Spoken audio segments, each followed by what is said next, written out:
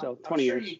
you kind of get numb to stuff after doing it for that long. Is there any like specific nights though or days that you kind of hold on to that were like extra crazy or extra insane that you can look back or you can think like immediately like I remember that night Yeah, there's or a I lot. remember that day. So if you guys, speaking of good movies, you ever see Saving Private Ryan? Yeah. Yeah. Yes. Phenomenal. So you remember like when everything kind of comes ahead in the machine gun nest and they're all talking to each other and they're starting to fight with each other and like threatening to shoot each other, and Tom Hanks is like, I just don't know how I can tell my wife about days like this.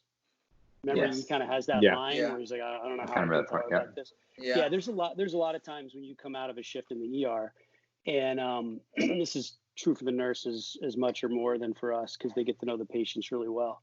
But there are plenty of days when you come out of there and you're just like, someone's like, hey, how's your day? You know, and you're like, oh, I just can't, I can't even answer that to you Yeah. because there's some things that you're, doing and dealing with, both on the upside, but definitely on the downside where, things get pretty real.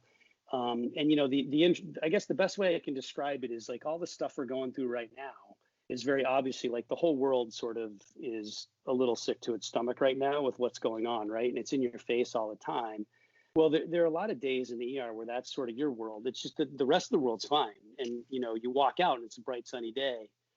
But in there was some, pretty incredible stuff happening, like high drama, both great stuff sometimes and sometimes some pretty awful stuff. So there are countless days and countless patients and scenarios that I remember incredibly well. And, there's a lot of it that's incredibly impactful one way or another. And, in a weird way, sometimes the ones that are more difficult or the worse outcomes, people remember you more for how you delivered bad news or got them through a particularly bad moment than the miraculous saves where everything ended up being more of a happy ending.